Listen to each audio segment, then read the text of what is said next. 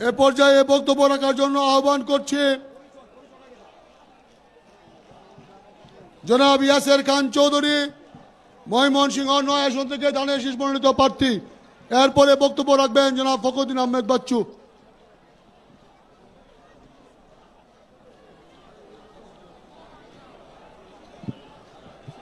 বিসমিল্লাহির রহমানির রহিম। আজকের সমাবেশে উপস্থিত বাংলাদেশ জাতীয়তাবাদী দল বিএনপির নেতৃবৃন্দ, ময়মনসিংহবাসী, আসসালামু আলাইকুম। আমরা এতদিন স্লোগান দিয়েছি তারেক রহমান বীরের বেশে আসবে ফিরে বাংলাদেশে। এখন বলতে চাই তারেক রহমান বীরের বেশে এসেছেন ফিরে বাংলাদেশে।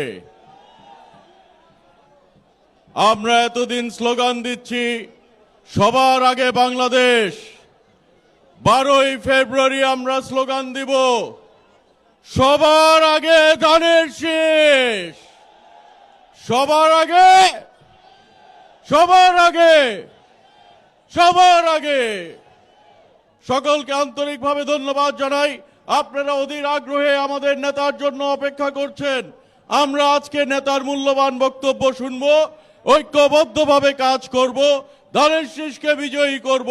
শুধু নান্দাইল নয়, সকল আসনে ইনশাআল্লাহ আমরা তারেক রহমান সাহেবকে ধানের শীষের আসন উপহার দিয়ে বাংলাদেশের উন্নয়নের নতুন মাইলফলক, তারেক রহমান সাহেবের ঘোষিত বাংলাদেশ গড়ার পরিকল্পনাকে বাস্তবায়ন করব ইনশাআল্লাহ।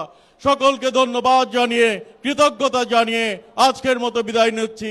আল্লাহ হাফেজ। বাংলাদেশ জিন্দাবাদ, তারেক রহমান জিন্দাবাদ, ধানের শীষ জিন্দাবাদ।